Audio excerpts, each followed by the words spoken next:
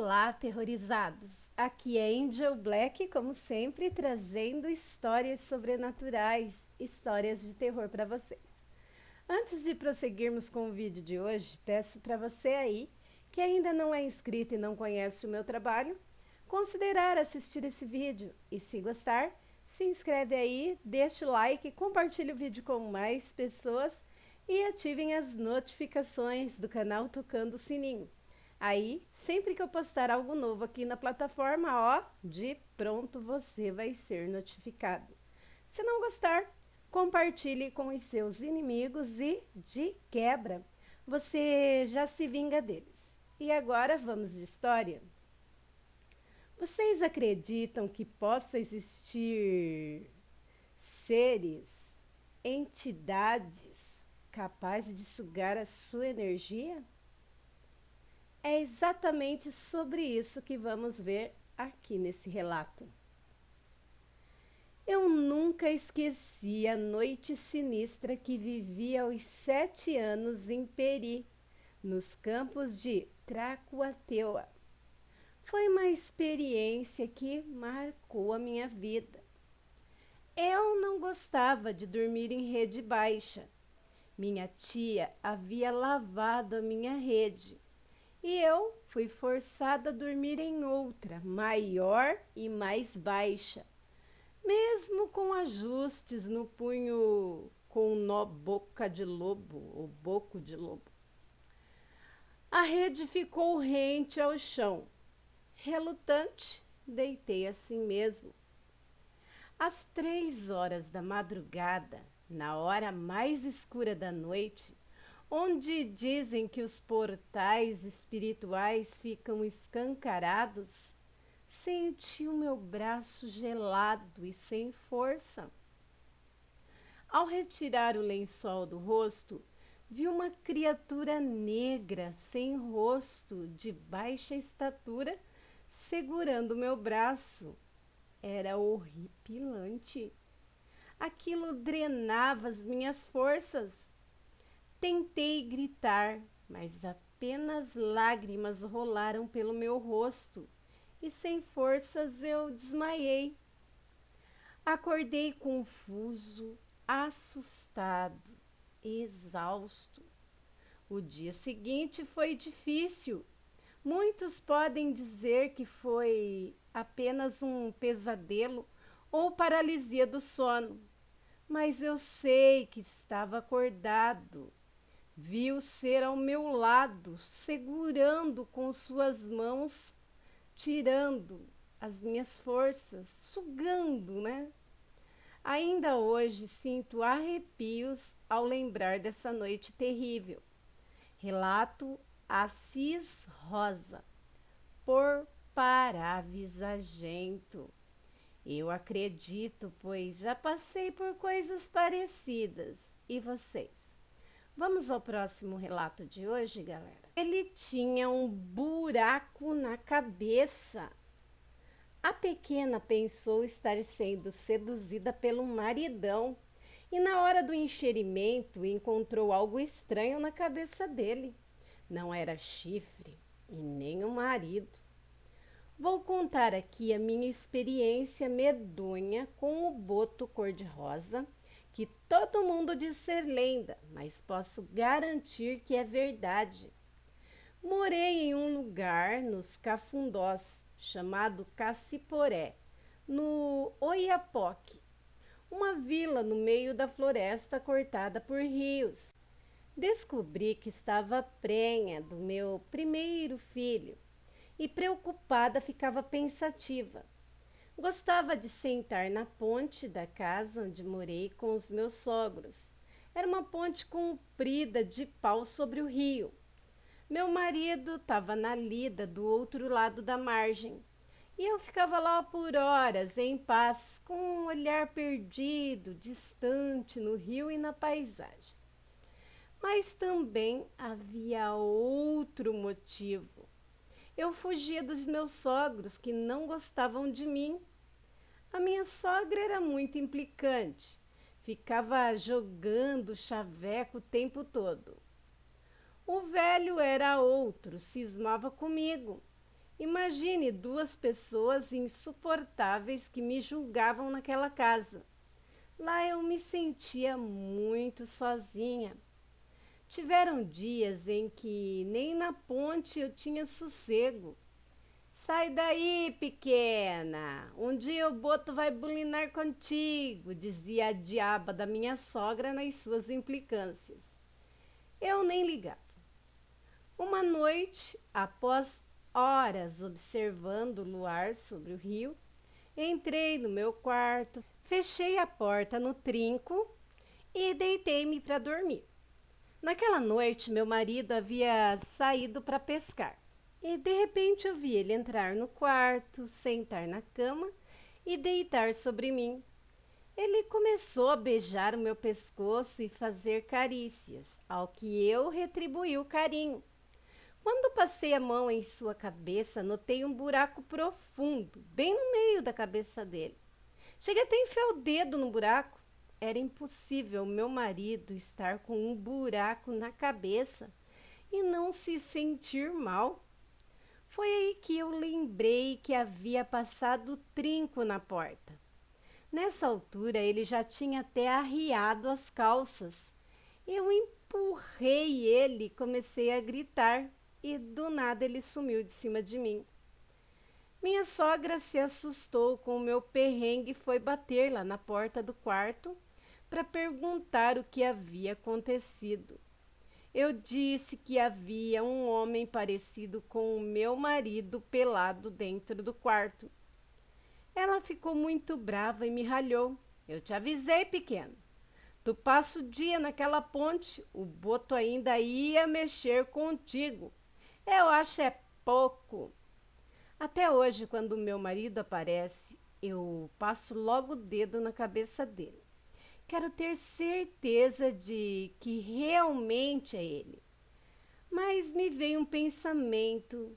Quantas vezes meu marido veio se deitar comigo e eu nunca passei a mão na cabeça dele? Será que sempre foi ele? Nessa hora fui tomada por um espanto e gelei. Coloquei a mão na barriga.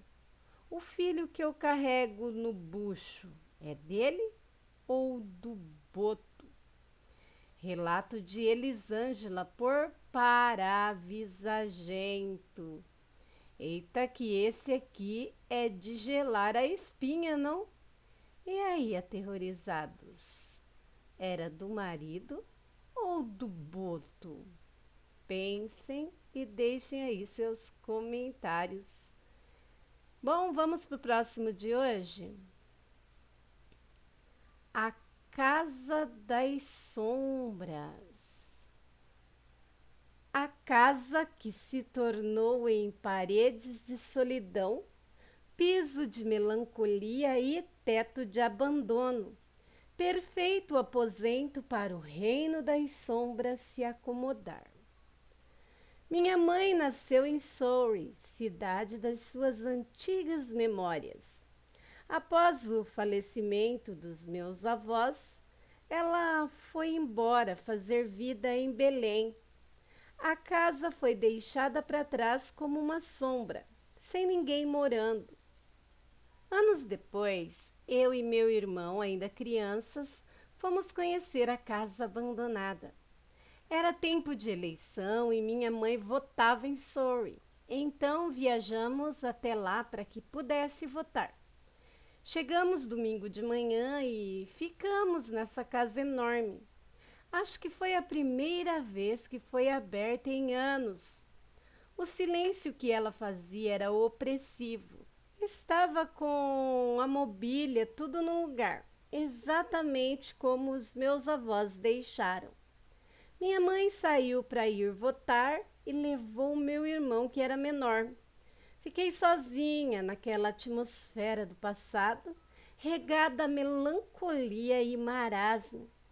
Me acomodei no velho sofá e acabei dormindo, cansada da viagem. Me espantei com barulhos na cozinha, coisas sendo jogadas, panelas, talheres, pratos. Pensei, quem seria se eu estava sozinha? Seria um gato, mas os barulhos eram muito para ser de um simples gatinho. Parecia que a cozinha estava desmoronando, um vendaval passando e arrastando tudo. Mesmo pequena, sempre fui corajosa. Levantei daquele sofá e fui bisbilhotar. Pisei de mansinho no assoalho de tábuas frias e empoeiradas pelo tempo. A cozinha ficava no final do corredor e, apesar de ser dia, estava bem escuro. E por mais que me aproximasse, os barulhos persistiam. Assim que botei a cara e acendi as luzes, a cozinha estava arrumadinha, tudo no lugar. Isso foi ainda mais perturbador do que o próprio barulho. Saí de lá, me sentei no pátio que dá para a rua e lá fiquei esperando a minha mãe voltar. Quando a minha mãe veio chegando, viu alguém sentado do meu lado. Ela apressou os passos com medo de ser um estranho.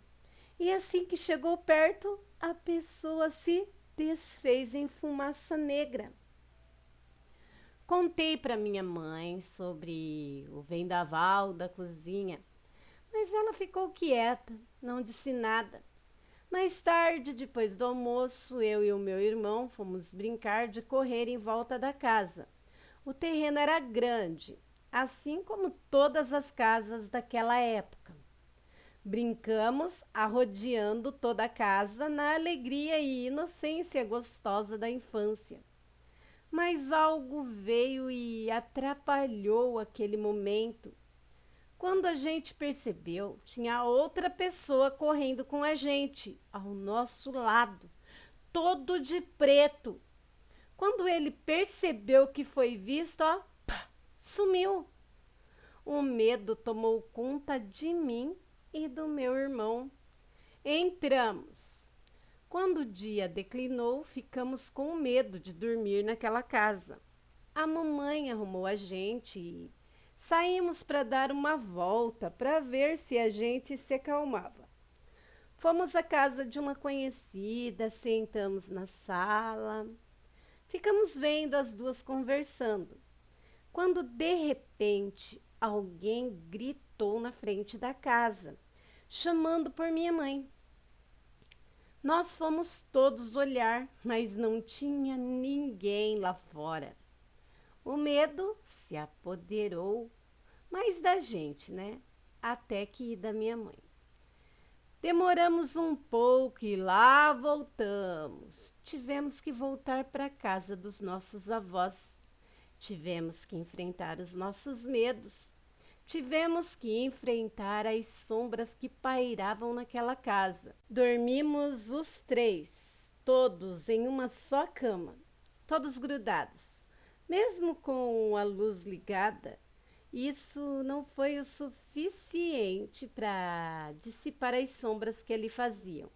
Os três sozinhos, mas parece que havia algo mais.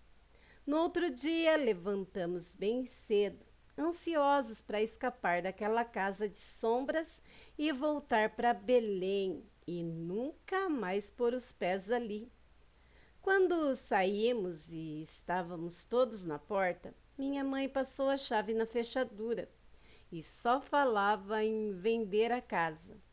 Deu a primeira volta na chave, a segunda volta e na terceira volta alguém gritou o nome dela lá de dentro. Maria! Uma voz rouca e retorcida. Não, ela diz que não era a voz dos nossos avós. Eles eram pessoas de bem e estavam já em outro plano.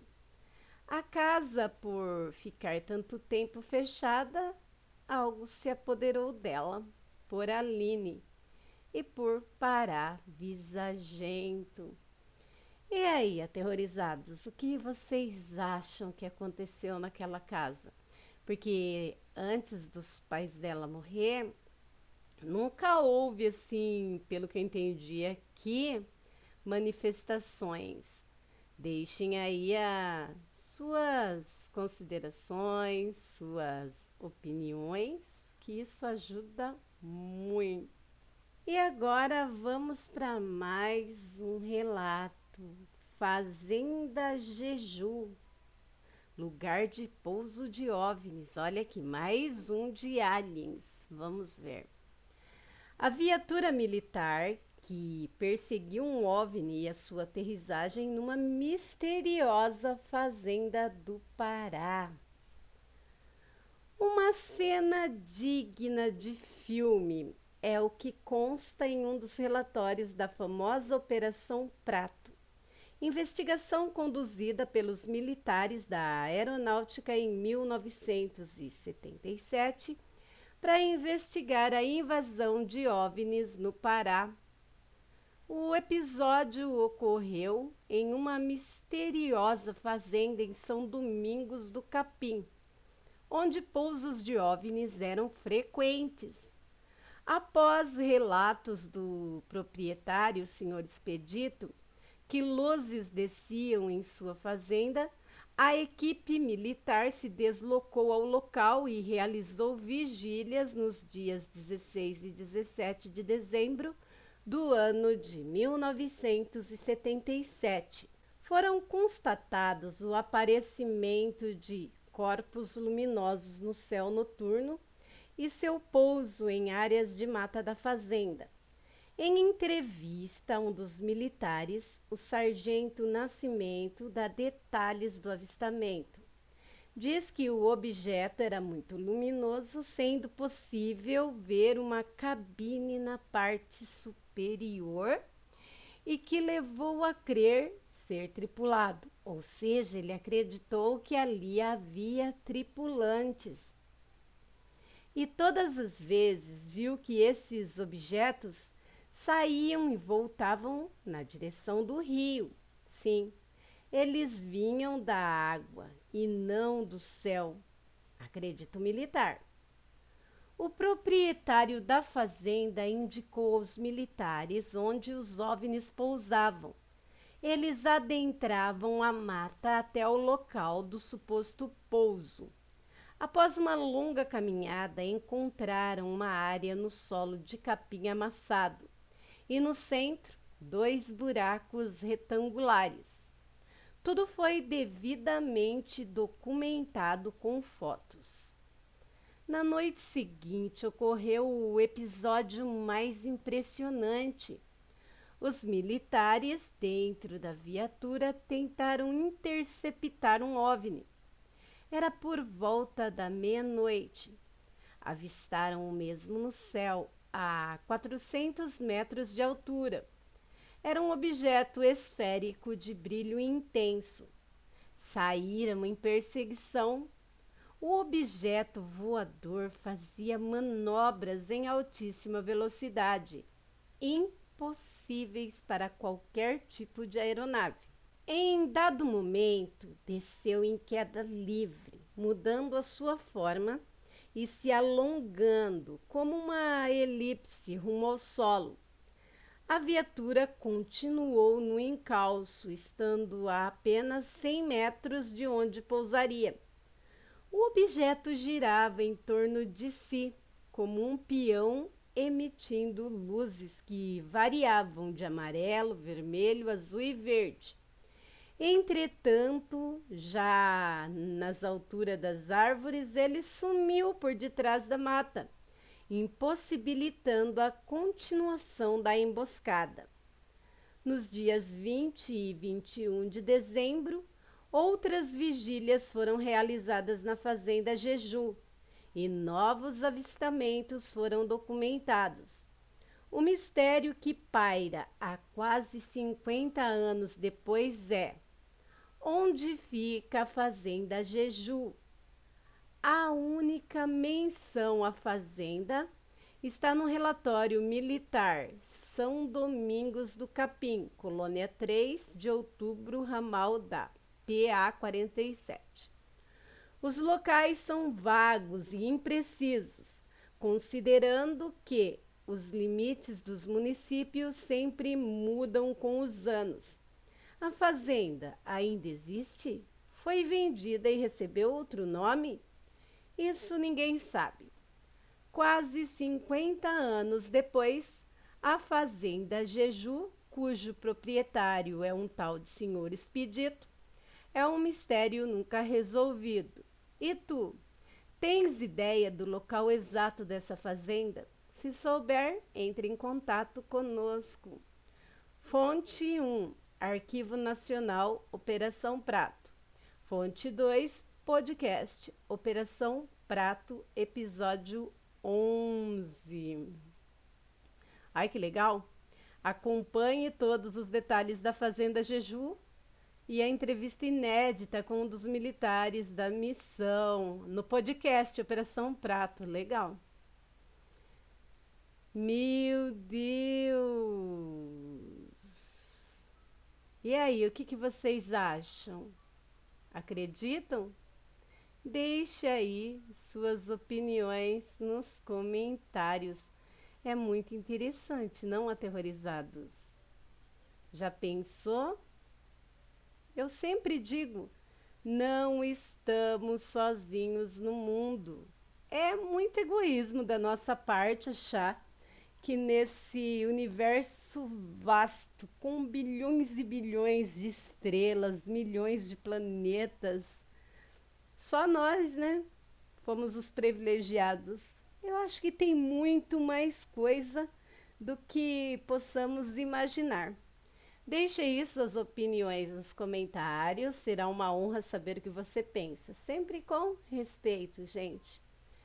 E agora quero falar com você que chegou aqui agora, gostou do que viu, do que ouviu? Mais do que ouviu, né? Se gostou, se inscreve aí no canal, vem para minha alcateia você também.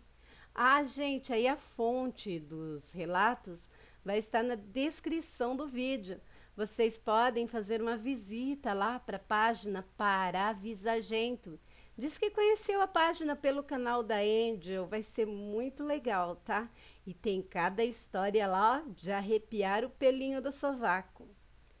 Voltando aqui às considerações finais, eu quero pedir a todos vocês que não saiam desse vídeo sem deixar um like, sem compartilhar o vídeo com mais pessoas e ativar as notificações do canal. Assim, sempre que eu postar algo novo aqui na plataforma, ó, de pronto você vai ser notificado. Ah, mais uma coisinha. Você já passou por alguma experiência sobrenatural? Tem um relato, um caso de família, um conto, uma história que você considere que mereça ser compartilhado? Se a resposta for sim, tem um e-mail do canal da Angel aí, ó, na descrição do vídeo. E para aquele e-mail você pode estar compartilhando conosco a sua experiência, seu conto, sua história, e eu, em contrapartida, ficarei muito honrada em contar aqui no canal, para os aterrorizados e para todos que por aqui passarem. Agradeço a todos que ficam aqui comigo. Agradeço a todas as fontes que ajudam muito, tanto na criação e até na divulgação do meu trabalho. Sou grata a todos vocês. Bem, meus amigos, por hoje é só. Fiquem com Deus e até o próximo vídeo.